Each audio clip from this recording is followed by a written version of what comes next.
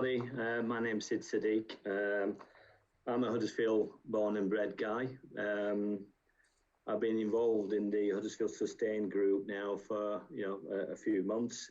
I sit on one of the teams involved in the transport future fuels team.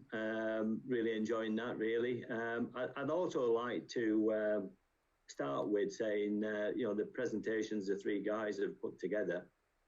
Fascinating, true to the point, and I applaud you really because I think you've hit the salient points on all of those really. I'd like to just take a couple of minutes really just to give you my experience involvement in vehicles and what we're doing today really. So my background for everybody else is I'm a commercial vehicle guy. I'm not a passenger car guy. I've been involved in the commercial vehicle industry for too long now, 30 odd years really.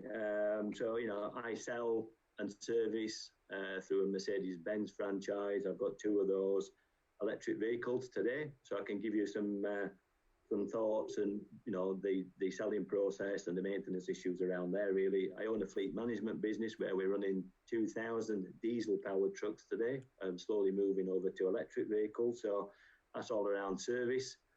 Customer service, the journey, the transition. We advise lots of companies up and down the country for doing that really. I have an EV manufacturing business based in Blackburn. And the Optare guys have been to see me. We're looking to collaborate and various other things really. So I have a business in Blackburn, which is a new start, 3 years old, a company called Electra Commercial Vehicles. And we're the only company in the world, and we're Yorkshire boys, and we're doing it in Lancashire, unfortunately, but I'd like to do that in a different way, really. But this is a collaborative venture. All automotive manufacturers have to collaborate, the world is changing. Earlier on, the thin margins, supposedly, that these guys are working on, really. So the world is around collaboration. So we're collaborating with the largest companies in the world. So I work with Daimler, Isuzu, C&H, Iveco. These guys are building glider products, which are factory-made trucks with no traditional IC engine, transmission. We buy those from the factories. We bring them to Blackburn and we electrify them. And we've got customers all up and down the UK.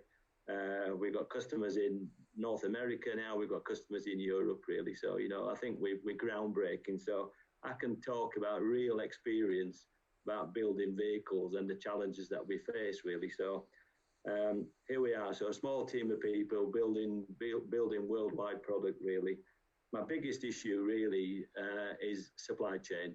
Andy mentioned it earlier on. There is nothing in the UK I can buy apart from cables and connectors and a few odds and bits and bobs. We buy everything from around the world. So if we're going to kickstart the economy and really get into EV, we need to build factories that are making things in the UK. Yep. Government money, which is loads of money, goes into various things. We really need to push for manufacturers to start building batteries, electric motors, power electronics, all the things that we need. So my supply chain is Chinese. I buy lithium-ion batteries or modules, which we then turn into battery packs here. I'm buying motors from North America. I'm buying loads of power electronics from Northern Europe. Desperately as I try, you can't buy anything, So, there's a real life sort of experience, really. The issues around batteries and recycling, I'm sure there's going to be lots of questions around what do we do with these vehicles in a number of years, really. So I'll tell you what we're doing, and this is a holistic approach rather than a pure vehicle manufacturing approach.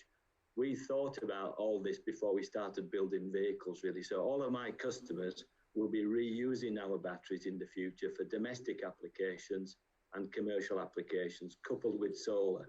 So I've invested in a battery solar company. One Electra vehicle will power 70 terraced houses in the future with the battery modules that we're putting in there. 4 of our vehicles will provide 1 megawatt of battery capacity. Now, arguably, in 8 years' time, because that's how long these vehicles are going to run for in primary life, these batteries will be degraded, but they'll be degraded by 8 to 10%. So there's 90% capacity in lithium-ion batteries, which will run for the next 20 years. By that time, 2 decades away, we will find a way to recycle batteries. So there's a lot of hype, a lot of nonsense spoken talking about EVs and the dangers and all the other bits and bobs. It's rubbish. We've got to get through the message that this is the future and it's here to stay. The other issue I'd like to sort of make is I'm a car user. I'm a big petrol head. Andy, I've got some Aston Martins. I think I've raced with you somewhere once or twice as well, really. I've got lots of other cars, really, but my daily commute is a hybrid car if I'm going long distances. When I talk long distance, I'm doing 400 miles a day. My other commute is an Audi e-tron. It's got a 90 kilowatt battery in there. I've got a 7 kilowatt charger at home. All of our factories, I've got 25 facilities in the UK through the various companies that we've got. We've fitted chargers in. It's cost me 500 quid a charger, 7 kilowatt charger. I don't worry about range. I come to Blackburn, I go to Warrington, I go to Skelmersdale in Lancashire. I'd like to go to Huddersfield, Barry, but anyway, that's another story. I charge my car probably 3 times a week.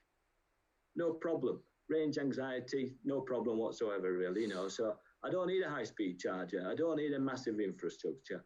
These things are going to have to happen for the public at large, clearly. I understand that, service stations, etc., really, But, most people, like us, commuters, we sleep at night. Plug your bloody car in at night time and charge it and go to work the next day. What's the big deal? Why are we making such a big deal of all of this stuff, really? We're scared of the dark and we don't know what's in the dark. When you go to the dentist, it's actually not that bad, is it, really? But you're really scared before you go, perhaps, really, as I am. But I'm just making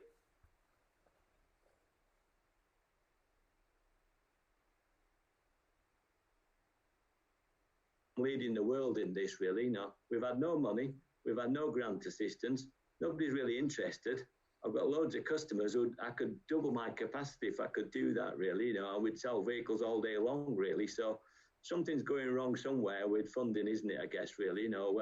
I'm here, please, I don't want funding, but, if there's an opportunity to grow our business and get more electric vehicles into the marketplace, why aren't we doing it? That's all I would like to say.